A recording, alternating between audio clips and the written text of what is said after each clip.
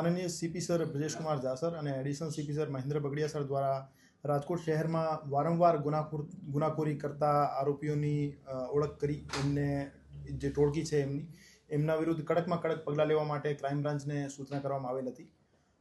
આ સૂચનાની અનુપાલનાના ભાગરૂપે એસીપી શ્રી ભરત વસિયા સાહેબ, પીઆઈ શ્રી ગોંડલિયા સાહેબ, પીઆઈ શ્રી મનોજ ડામોર સાહેબ, પીઆઈ શ્રી જાદવ સાહેબ એમની ટીમો દ્વારા અને ખાસ તौर ઉપર પીએસઆઈ શ્રી સીવી જાડેજા સાહેબ દ્વારા એવી ટોળકીઓને આઈડેન્ટિફાઈ કરી એના વિરુદ્ધ ગુસ્સી ટોકની દરખાસ્તો કરવાની કામગીરી ચાલુ હતી.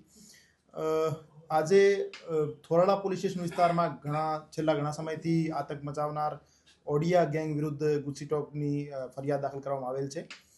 આ ઓડિયા ગેંગના લીડર તરીકે અવેશ અયુબભાઈ ઓડિયા છે. એ અને એમના શાગીર્દો સાથે મળીને છેલ્લા 10 વર્ષમાં ખૂનની કોશિશ, ઇજાઓ, અપહરણ, લૂંટ, સરકારી અધિકારી પર હુમલો જેવા કુલ 34 ગુના આ ગેંગ દ્વારા આચરેલ છે.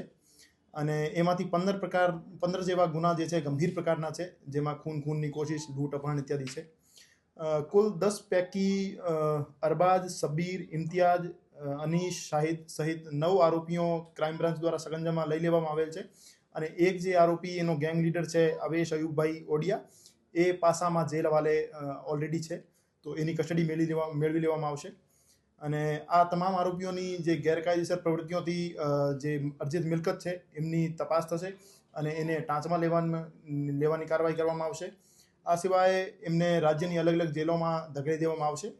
અને આવનાર દિવસોમાં પણ બીજી ગેંગોને આઈડેન્ટિફાઈ કરી લેવામાં આવેલ છે, એને રડારમાં લઈ લેવામાં આવેલ છે અને એના વિરુદ્ધ પણ ગુસ્સી ટોકની કાર્યવાહી થશે. રાજકોટ શહેરમાં ઓર્ગેનાઇઝડ ક્રાઇમ એટલે જે ટોળકી બનાવીને લોકોમાં ભય ફેલાવવાનું કામ કરે છે, એવી જે ટોળકીઓ છે એની કમર તોડવા માટે માનનીય સીપી સરની કડક સૂચના હતી.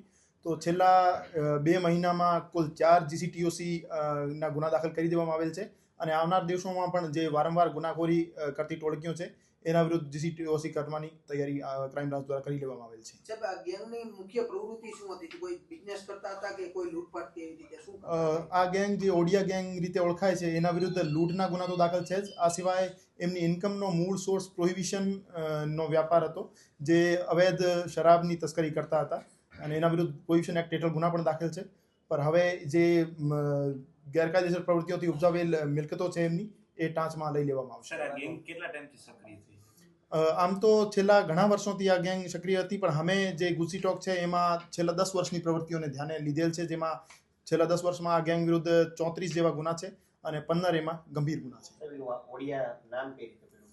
આ એમનું સરનેમ છે ઓડિયા, અને એના સરનેમ આધારે ઓડિયા ગેંગ એમનું નામ છે.